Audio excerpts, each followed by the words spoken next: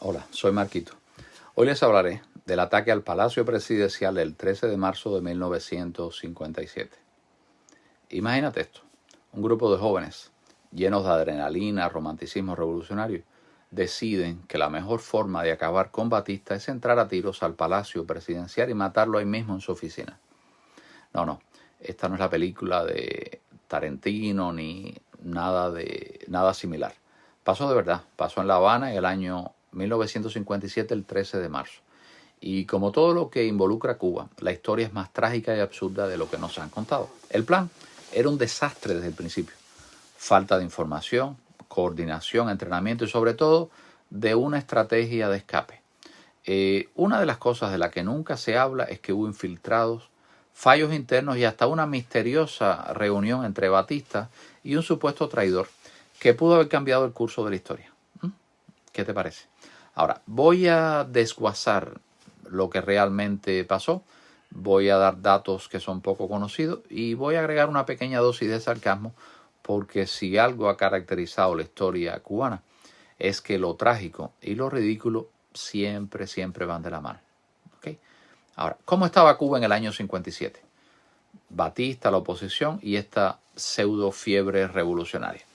Para entender por qué los estudiantes pensaron que meterse a tiros en el palacio era una buena idea, hay que ver cómo estaba Cuba en ese momento. ¿Okay? Batista primeramente llevaba 5 años en el poder. Tras el golpe del año 52, su gobierno combinaba corrupción con un extraño sentido del pragmatismo. Sí, había represión, pero también había crecimiento económico. La clase media crecía, la infraestructura mejoraba y La Habana era una de las ciudades más avanzadas de toda Latinoamérica. La oposición estaba dividida en varias facciones. Estas competían entre ellas. Por una parte, los comunistas del Partido Socialista Popular. Ellos jugaban a la política sin meterse en la violencia directa. Fidel Castro, más interesado en su barba que en la guerra, y su movimiento 26 de julio, que estaban en la Sierra Maestra, aún sin ser un gran problema. Y el directorio revolucionario, compuesto principalmente por universitarios que creían en el ataque directo. Hay sobre todo un dato clave que muy pocos mencionan. La policía batistiana tenía infiltrados en todos estos grupos.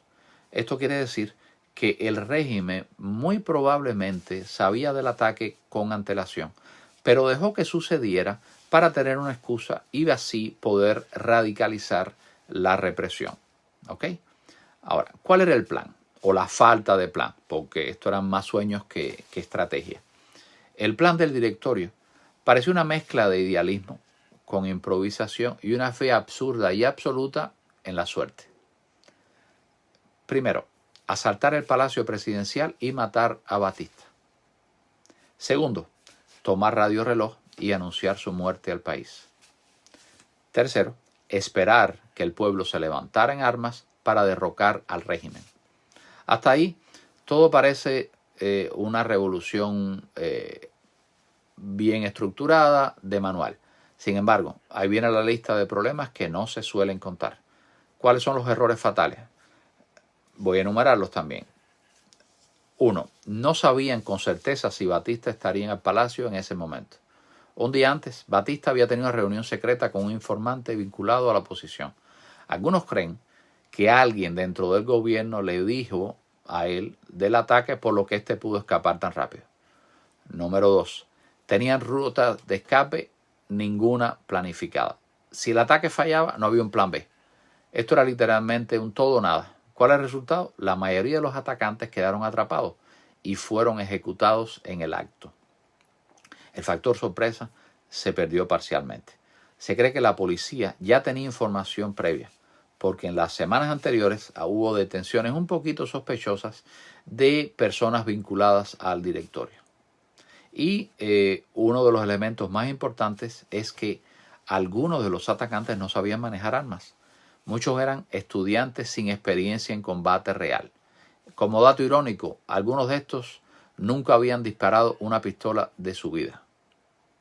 ¿Qué te parece? El armamento, adicionalmente, era de muy mala calidad. Algunas de las armas fallaron en el momento crítico. Hay testimonios que hablan de que varios de los rifles se trabaron al primer disparo. Increíble, ¿verdad? Pues, ¿cuál es la conclusión? Era simplemente un suicidio colectivo anunciado. Se sabía, no tenía otra salida. La masacre duró 15 minutos, fuego y sangre. Ese 13 de marzo del año 57, el comando entró en el Palacio Presidencial a golpe de plomo, a puro plomo.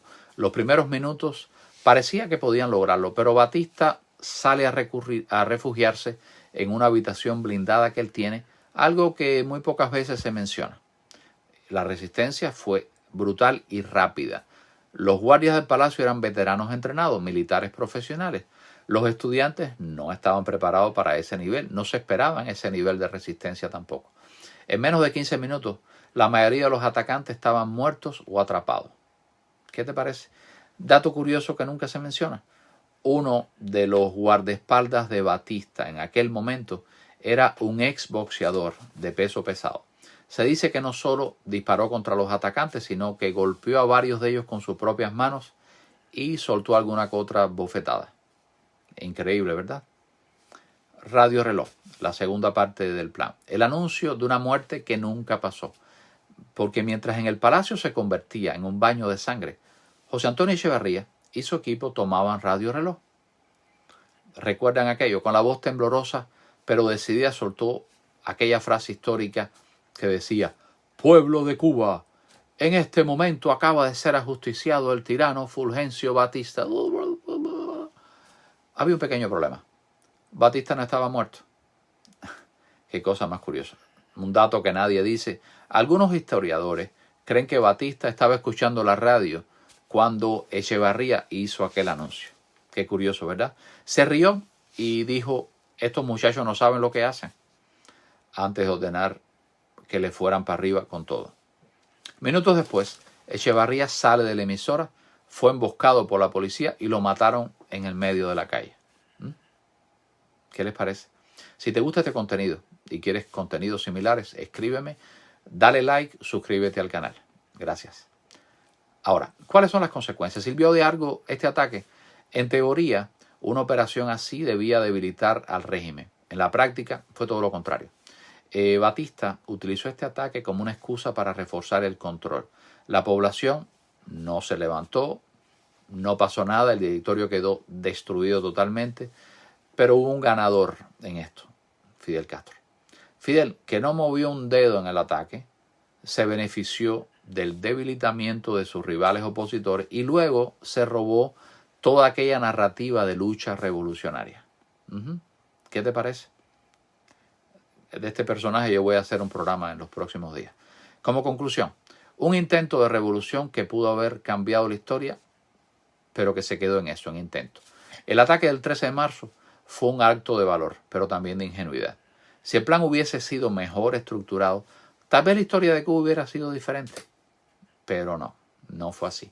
Batista sobrevivió, la represión aumentó y 2 años después el único que sacó provecho de todo aquello fue Fidel Castro, quien terminó imponiendo una dictadura mucho peor y mucho más larga que la de Batista. El 13 de marzo de 1957 es recordado como una gran muestra de valentía, pero también como una de las grandes oportunidades perdidas para cambiar el destino de Cuba. Gracias por ver este video. Te invito a que te suscribas, que compartas nuevamente y que le des like a mi canal. Si quieres algún tema en particular que lo trate, envíame un mensaje. Gracias.